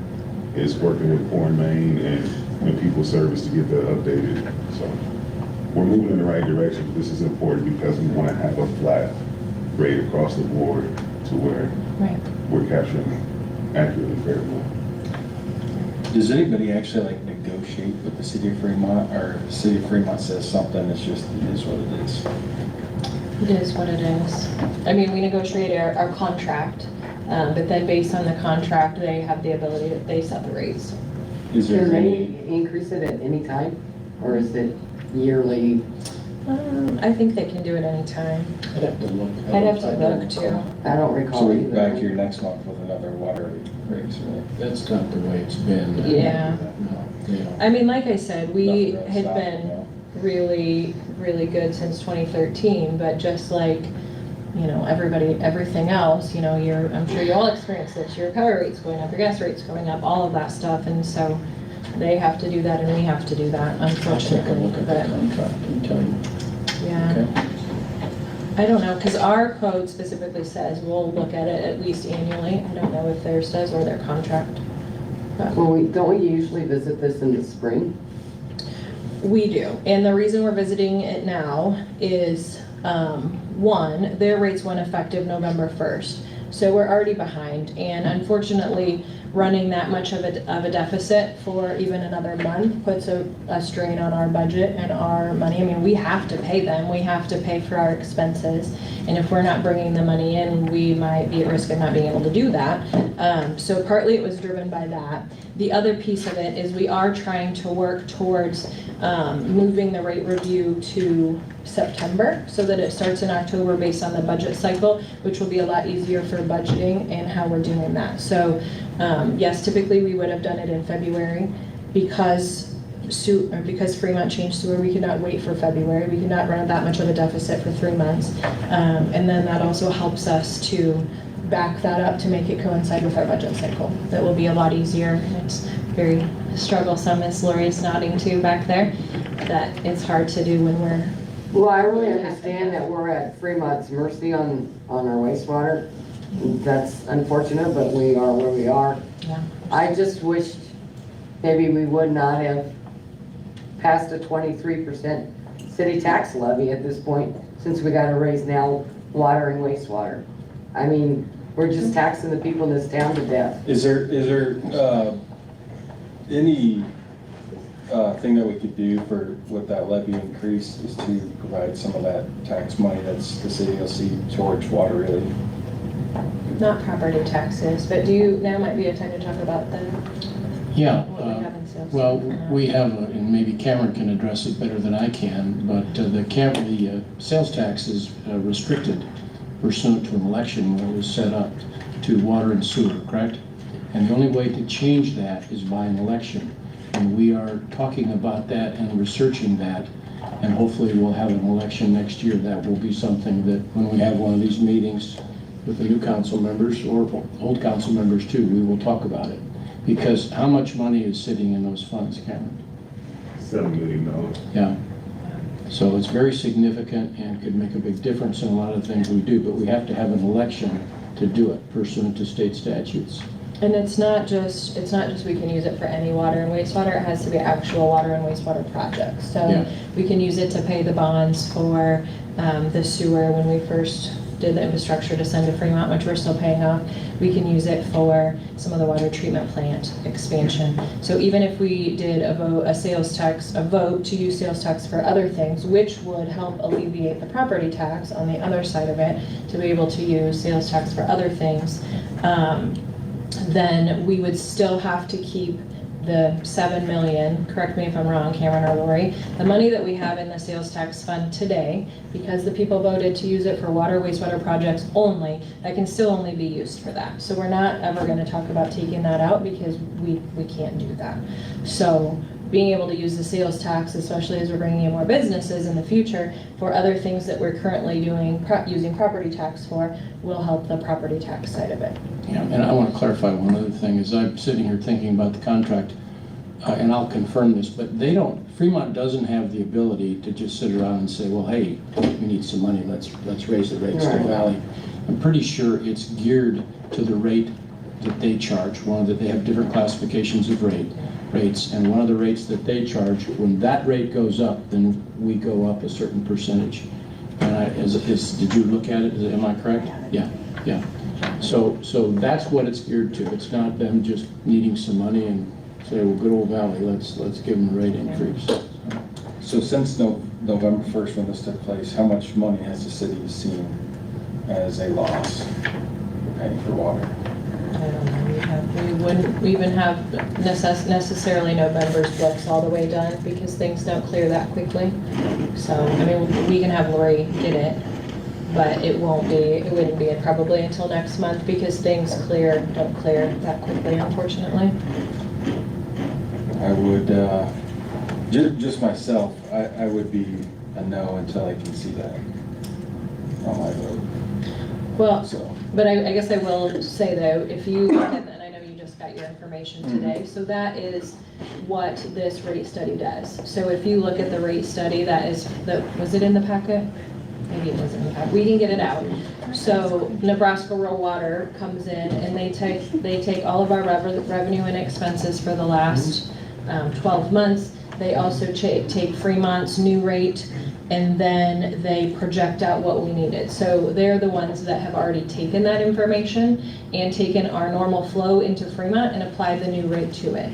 And so that is how we came up with this number. We didn't just pull it out of anywhere. I mean, Nebraska Rural Water does this. This is their entire job for this person, or not, maybe not his whole job, but The study's here in this, we have that? you maybe don't have it. Well, I can send it out to you, but that is how we arrived at that. It is truly based on the Fremont, the new Fremont rate, and looking at our actual flow for the last 12 months and what is needed to maintain the, be able to pay our expenses. Just to add to this, I understand the rates what it is, and we have to pay it. There's no way around it if we're having to answer to Fremont. I just know internally, maybe we need to look at it, what we can do to I think I've heard some muffling about like if the water bills have been either inconsistent or like some people aren't getting them, and then people they're low, and then all of a sudden it's double. And I'm just trying to understand, I mean, like, yes, if we have to raise it, we have to raise it because of the rate. But I think it's going to be unattractive to a lot of the Valley residents to have a raised rate and then inconsistent billing. Yep, and I don't disagree with you on that. And we did, well, I will put, just raise your hand. Kendra is our new utility clerk. She's been here, there you go, Princess Wave, I love it. She's been here for a couple months now. We unfortunately did have some issues with personnel in our system, and we are working through them, and that is why we have Kendra on board. And so it's a very big process. I'm not gonna sugarcoat it. It's a cleanup effort. What? It's a cleanup effort. It is a cleanup effort, unfortunately. But between Kendra working on that side and then People Service working on the waters, or on the meter side of it, we're working on it. But we also, we can't fix people's problems if they're taking it to Facebook and not coming in and talking to Kendra too. And so I do think the number of things that you're seeing maybe out on Facebook are very different than the number of actual things that are coming into Kendra. And I will, again, you know, we've said that numerous times. If you have a problem with your bill, you need to come in, you need to send an email, you need to contact the utility clerk, and she will 100% look into it and fix it if we've been doing it wrong. And I mean, the problem is too, sorry to pick on you again, Mike, but I'm here. if, you know, there is going to be times where everything is done on a radio read, and so they drive by and it has to pick up the signal. There can be times that you're just not going to get that signal, and if you miss the signal one month and then you get the signal the next month, for whatever reason it might be, maybe something was in the way of your meter and couldn't get to the signal, maybe, I don't even know what an example. Wires cut, Wires cut the cut. wire, all kinds of different things. Then it has to catch up. So your bill will be higher once the meter catches up, because it's still running. It's just maybe we couldn't read it for a month, so. And these are the things that we're learning because of the changes. These are the things that we're Correct. learning to make improvements on those situations, since we don't have those. Correct. I guess I have one more question. Sure. Is there like essentially out there a next level option that, I don't know if there's like more of a cost to it to make it more electronic, more efficient, and more accurate that Yeah, we can look that's into? what Cameron talked about. Okay. We're already looking into Yeah, it. they'll be coming back with more information Yeah. by February. Yeah, February. Best case scenario, it'll be done ideally in May. Okay. They're doing the study to see the best place to put the antenna to catch it. And that'll be the next step of it. Half of our meters, I think we have roughly 1,500 or more. We have to update a few of them. The majority of them are already capable of taking the signal. So we're that far ahead. And we can just do this going forward, adding the meters to capture them. That way. Perfect. I think that's what they need to hear, is that there's something coming, so. Yep, yeah, I mean, it's been a work in progress for quite a few months, so, right? Yep. Okay, any other comments or questions? I would just like to see the study. I'm still a no, but I would like to see the study. Sure, and It's I a hard will, part of doing this, but I think right now I'm a no. I will send it out to everyone. Yeah, and I mean, option-wise on one, and you'll see this when I send the sewer study, this option that I presented today is actually the lower option. If we were to go with the option of not charging for the actual usage, we would have to nearly double our base rate, unfortunately, to be able to afford sending to Fremont. So it is actually a pretty good option, but I mean, not a good option, better than the alternative. So, okay, so. Do we have any sort of estimated cost for waiting on this? I don't think we know how much we lost. We do, it's in this study, I would just need to find it. That's what I Okay. said. So Nebraska Rural Water takes all of our revenue and all of our expenses for the past 12 months, and then they takes our consumption and our usage that we send to Fremont, and they plug that number in compared to what we paid, compared to what the new rate is going to be, and that's how they determine what our new expenses are going to be. I was just confused because I didn't know what was the earlier comment of we weren't caught up, we wouldn't know how much. Yeah, if you want actual numbers, you would have to wait till December. But Oh, this is yeah, why we yeah. do the rate study, or I mean, it is Okay. December. This is why we do the rate study, so that Nebraska Rural Water can help us. Because, I mean, nobody could wait until after you're 12 months behind to see what your expenses were and then try to catch up, then you really would have to double it. That's why these functionalities are available, to be able to do that. So, based on our current rate that we have, for the year, if we wouldn't raise our rates, our loss would be $478,621.18. If we move to the proposed rate based on this information, the cushion that we'll have is just over $100,000 in the event that there's anything else that happens. So waiting a month at max is $34,000 decision, seasonally adjusted for water usage in the summertime, let's call that a half that. So it's $15,000 to delay a decision. Well, like you said, I mean, I'm just looking at this today for the first time, you know, and it's just, you're increasing the rates, and I just have nothing in front of me to prove that. Yeah, no, I know, you're at a disadvantage being brand new today as well, so. So I just, you know, I can't see it in front of me. Sure. Yep, that's fine. Any other questions? So roughly, if say if we were to table it for 1 month, what was it, rough cost for a month? 4,000? Call it 15,000. Or For 15,000? sewer alone, not for water. I have to pull up the water numbers. If I do the coding for a month, you'd be prolonging something that we can't change anyway. You'd be able to educate yourself on it, which you'd be able to do if we pass this day anyway. But going forward, we're kind of bound by that contract another 4 or 5 years. In the way the ordinance reads, as you can see, it goes into effect on the bills that would go out the end of January. So it's not, we also, I mean, we would never be able to vote on something today and change it already by the end of the month. So it gives us a month and a half time to communicate to everybody and update the system. And really, I mean, again, starting a calendar year, it's always easier in your systems to start fresh in a calendar year. But I mean, just like Cameron said, we can't change the Fremont rate, so.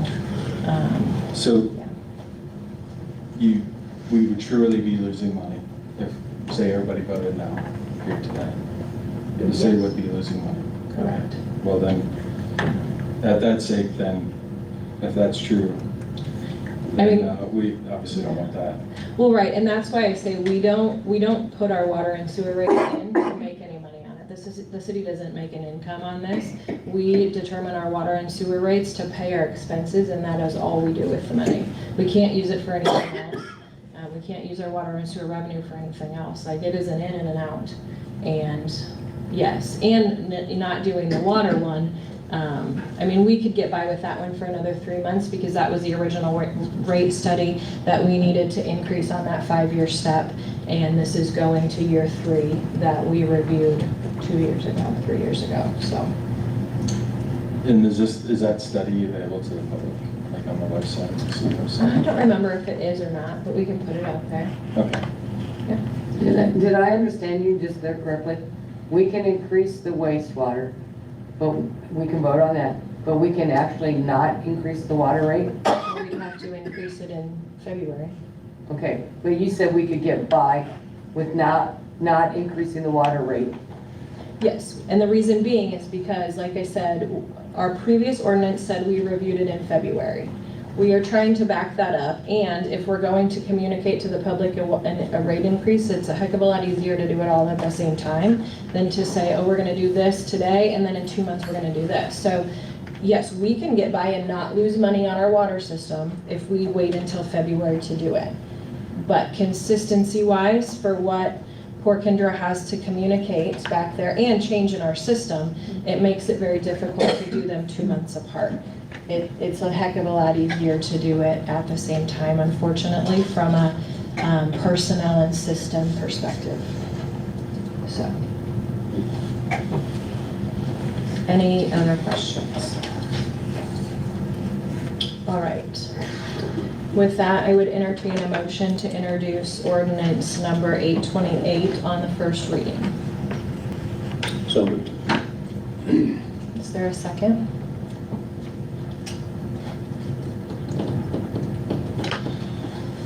Second. Okay. We have a motion and a second introducing ordinance 828 on the first reading. Is there any additional discussion? No. Christie, can you read the short title, please? Ordinance number 828, an ordinance repealing section 6-208 of the Valley Municipal Code, an ordinance adopting revised section 6-208, including setting new water usage rates, service for customers of the city water department, both inside and outside the city limits. An ordinance repealing section 6-312 of the Valley Municipal Code, an ordinance adopting revised section 6-312, including setting new rates for the use of sewer services for customers of the municipal sewer department, both inside and outside the city limits, providing for an effective date of this ordinance, providing for a severability clause, and providing for the repeal of all ordinances in conflict herewith. Okay, vote please. Reluctant, aye. All in favor? Thank you. Is there a desire to suspend the rules and pass the ordinance on the second and third reading? So moved. Is there a second? Second. Vote please. Reluctantly again. All in favor? I know, I mean, it sucks, but yeah, we also have to be able to pay our bills. And, yeah. Okay, ordinance number 829, salaries of the employees of the City of Valley. Cameron, are you talking about that? Tough to talk about this after everything else, but, I mean, at the core of this is the lifeblood of the city. I mean, these are people who plow our streets, take the phone calls, work with the public, and I don't just pull these numbers out of the sky. These numbers are based off of comparability, where we look at similar job titles, similar populations, as best as we can. And that's how we find the range of hourly rate and salary. And so this is basically just the adoption of that range. And the major difference in this is cabinet members have gone from hourly to salary. And that's the major difference in this document here. And we adopt this every year. Okay, any questions for Cameron? So some people in the city will go to salary, is that right? Yep. The directors, The department heads. department heads will go to salary. Can you specify who those are? Yep, so the police chief and city administrator are already salary. So and the public works director is already salary. So we would be moving the city clerk, the city treasurer, and the chief building official. The library as well. And the library director, yes. Was this like an in-house discussion, or did somebody just, this is the way maybe it should be from now on, or how did that come about? Well, How did this come about, or is it? done every, or you said it's done every year? It's done every year, but moving people to salary, this is new, and this is based off of two things. One, looking at how many hours of overtime that these employees are putting in to do their job, and so their current pay rate is based off of a delta of somewhere between where they would be for the comparability study and where they are with their overtime hours. And that's how we get to that point. It's discussed with them, it's an agreement, they're okay with it, we're okay with it, it's within what we're already paying them anyway to some degree. So it just made sense. And I've been here 4 months, and I wouldn't be able to do what I do if it wasn't for what they do. And so the employee wages is number 21. That's the weeds of it. We don't typically do that because we have to go to closed session. But I have all this information that I got your email. I can get to you. I can get it to you. It's public information for the most part, but when you get down to who's who and who's getting what, I have that already. I can just see like pay ranges here. Yep, and that's what this is. So there's two aspects of it. We have to set a salary ordinance every year that outlines the ranges for each job title or job description. And then when we get to number 21 down there is when we will actually go through the specific employee increases and recommendations. Like Cameron said, we put it at the end because we will likely go into closed session for that, and we don't want to make everybody go stand out and outside and then come back in. And so this is the range, and then everything that Cameron will present when we get to 21, those positions will be within those ranges. So it's a two-step thing. We always have to do the salary ordinance annually to make sure we have the ranges correct. I personally was wondering if maybe we can, is there effect to table this for 1 month? I do have some honest questions that I wanted to ask him, like how much overtime were they putting in? And I also want to see how much they're actually making. And yes, we are so honored and grateful for everything that they do for us. And I just want to make sure that what we are changing it to really is equivalent and not a decrease. Right, so. They wouldn't have agreed to their rate if it was a decrease. Yeah, I mean, and again, tabling this for a month is also impacting our employees and their paychecks. I mean, they all have signed agreements saying that we give raises annually, the beginning of January every year. And so, I mean, while you guys are certainly welcome to do that, I will let you tell them all that they're not getting their raises that they're used to getting. We are 100% guaranteed that like every single one of them agreed to this.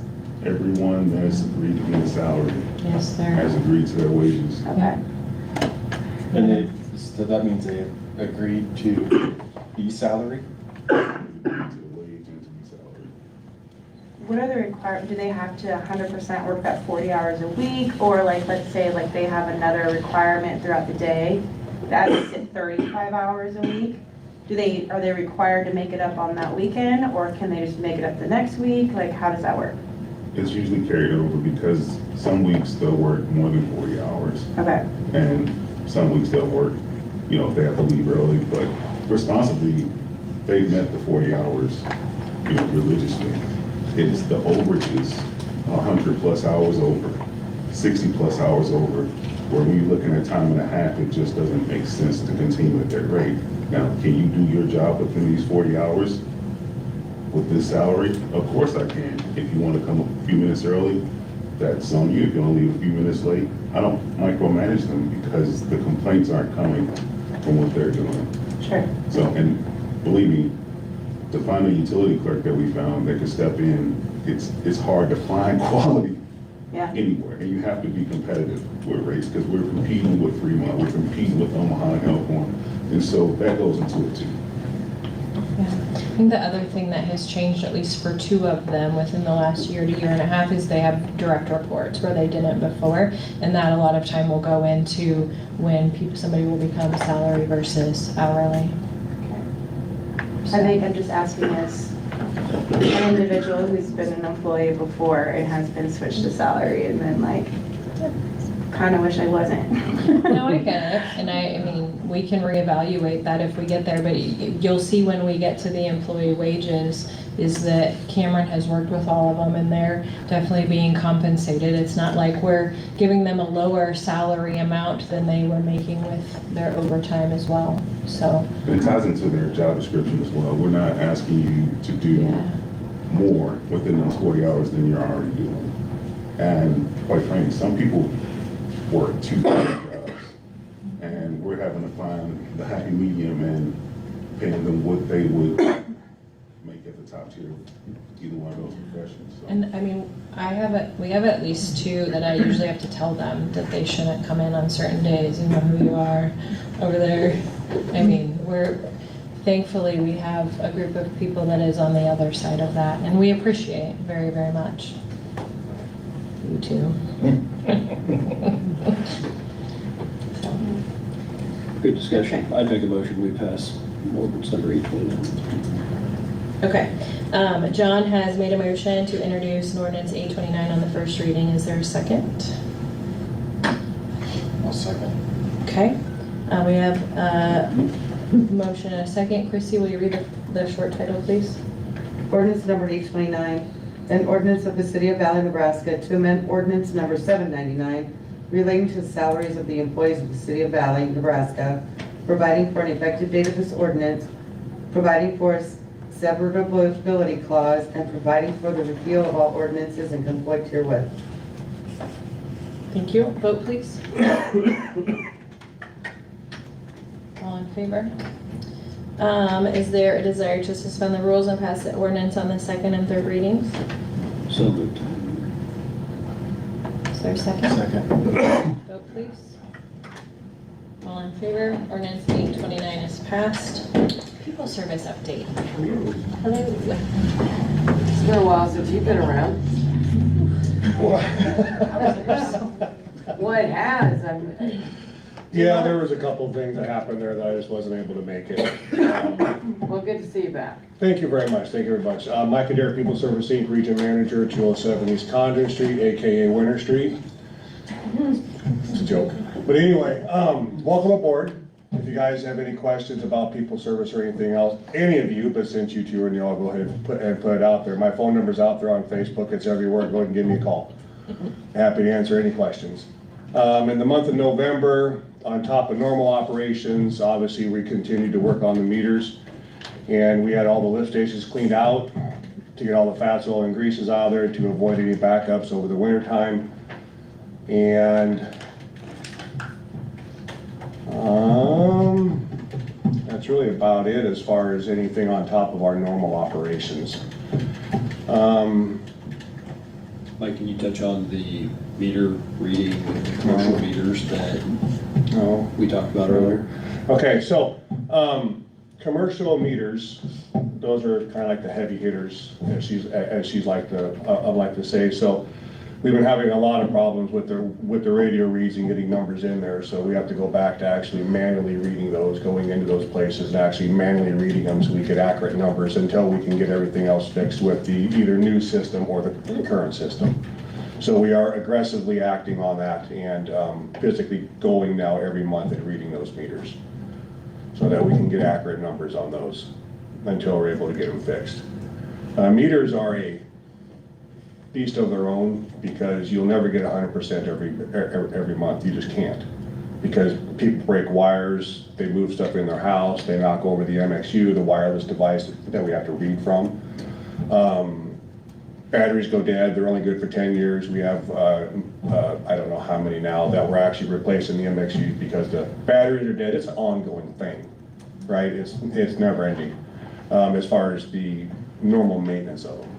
So to answer your question from before, you know, I was just gonna say the other thing that we have talked about, we didn't bring this up, but because they all have a specific lifespan, we had to replace a significant number of our meter, I don't remember if it was meters MXU, after the flood. And so we are gonna have a big chunk of them that all kind of start breaking down around the same time because we had to do that mass yes, it was probably 15 years ago when we did it the first time. I don't remember, it was quite a long time ago. I've been here too long when we did that. And obviously, you know, it's getting to the point to where they were just replaced, not maybe 3 years ago, whatever, with a new meter with a new MXU, with a new radio read, because every 10 to 15 years, they need to be replaced because of age and battery life and new things come out, right?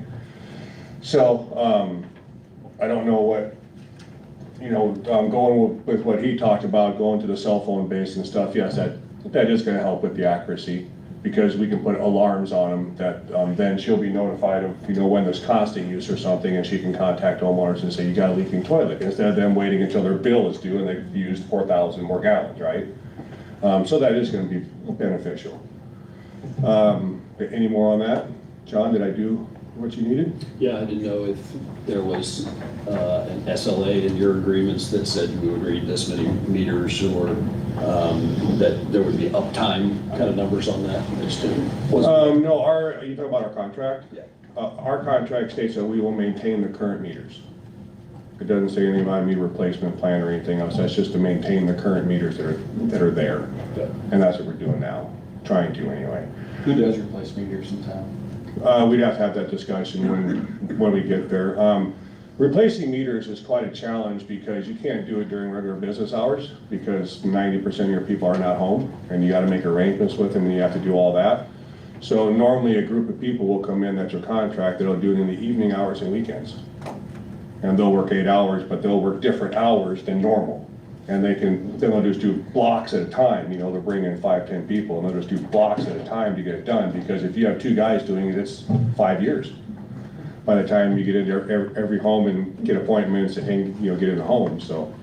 A meter replacement plan is different than your meter maintenance, because you're doing a few a month as far as making appointments and getting a hold of people and having them stay home so you can get there during regular business hours.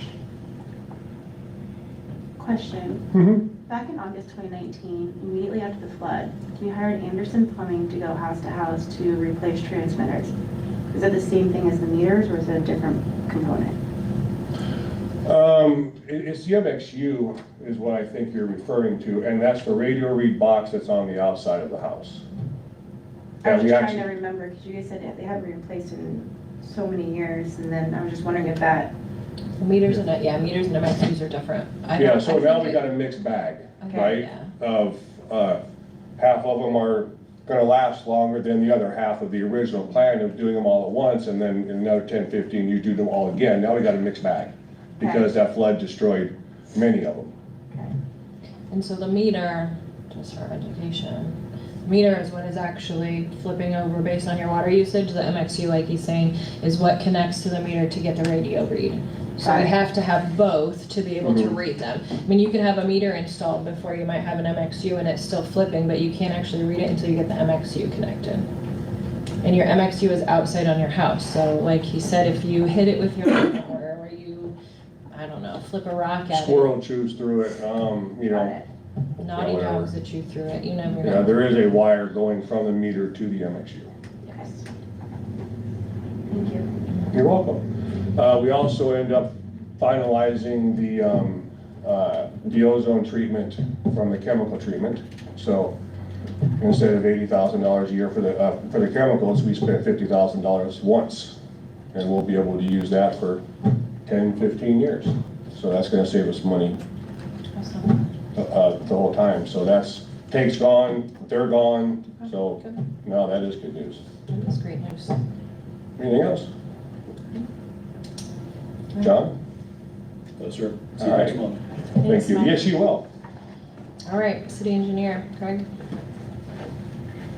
Good evening, just kind of some light hitting stuff here since it's the end of the year and meeting's going late. So first item is a budgeted project, the Ginger Cove Bridge repainting project. This is actually just the steel girders underneath. It's a project that was identified actually probably 3 years ago when we had our biannual bridge inspection that's been noted on that.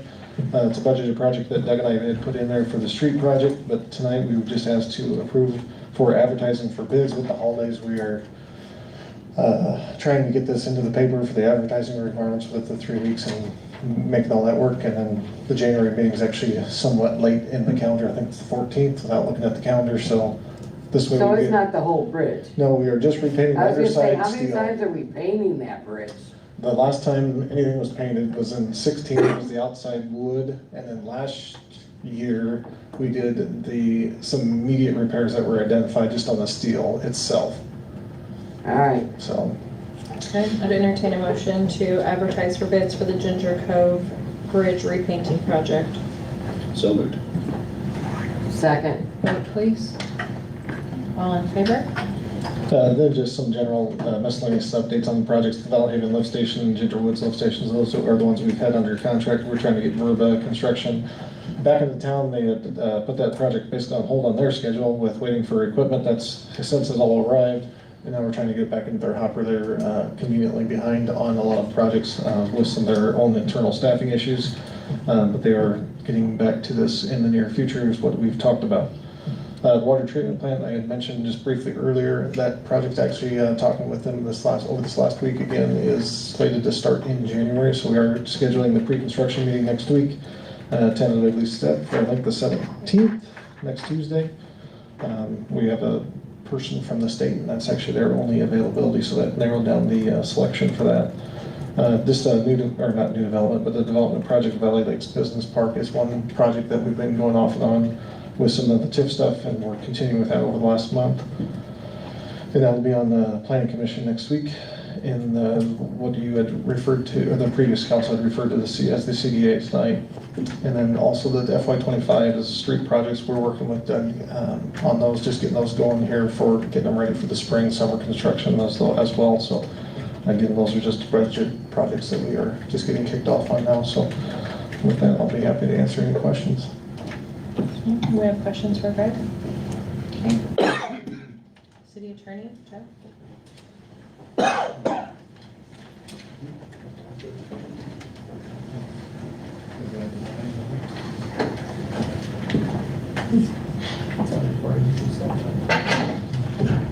Kind of more of the same.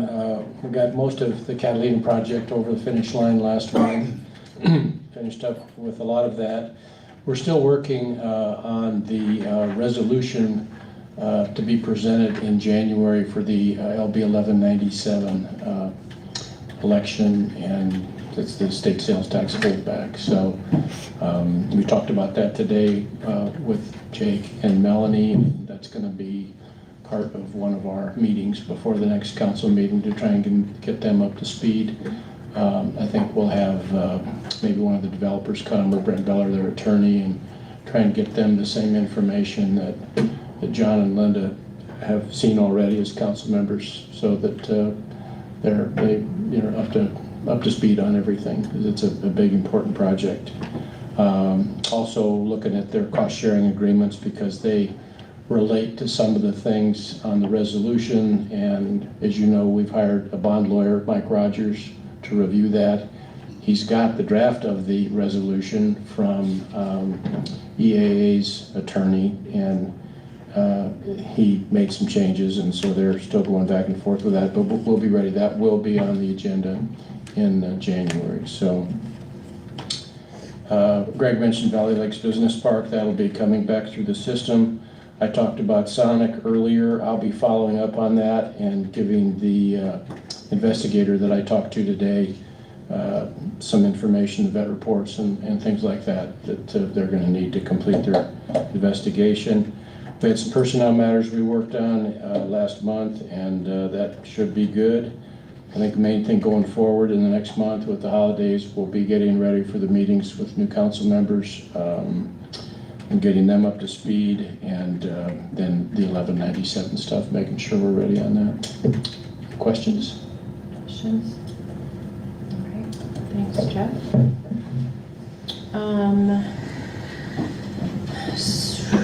Employee wages, Cameron, and I guess this is, do you want to talk about the overarching so we can determine if we need to go into closed session?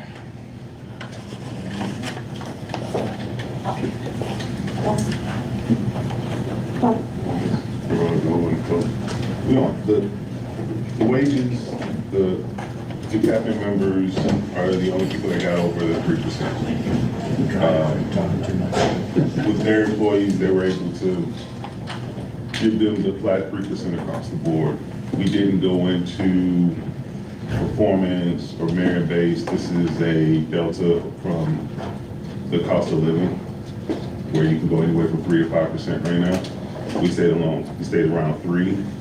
And the reason why we did it this way is because going forward, we're getting ready to redo our employee handbook. And it's going to incorporate a system where you're given goals and you work towards those goals. You get adequate mentorship, you get adequate feedback, and it's more based on performance, not on how someone could potentially feel about you or you feel about them. It's more, it's really just merit-based. And so that'll be the plan forward. And so, like I said, I'm open to sharing the detailed information to the new members. But keep in mind, as you go through it, that these salaries are all within the ranges that we just adopted. Because if we went over those, we would have to, A, justify, change scope of work, et cetera, to be able to exceed those numbers. And so really the question, the decision we need to make right now, especially for Jake and Melanie, if we want to talk about individual employees and their current wage and their recommended wage, then we would need to make a motion to go into closed session. If we know that it's a 3% raise for all the employees except for the department heads, and we want to make a motion to approve those, then we do not need to go into closed session. So it's open to whatever you guys want. Cameron has prepared either way. I make a motion, we approve the 3%. Okay. Is there a second to that motion? She might be particularly not watching. That's fine, okay. I'd say that. Okay, vote please. What was it, sorry? There is a motion to approve the 3% and a second. Is there any discussion? Is that for salary and? No, just the hourly. Just the hourly? Okay, thank you, sorry. Okay. I was talking to you. Vote please. All in favor? Okay. Thank you. Okay, mayor's report, we actually already talked about everything and the other things because I had about meters and Sonic, so that was good. Upcoming items, we have Planning Commission is next week at 4:30. Valley City offices are closed for the holiday at noon on December 24th, all day December 25th, and then January 1st. And then we are doing the live Christmas tree recycling December 26th through January 17th. And it will be at the southwest corner of the dog park parking lot due to the park renovation. So we will get that out there, but if you have a live tree, bring it to the park. I would entertain a motion to adjourn. So moved. Second. Vote please. All in favor? Thank you. Hallelujah.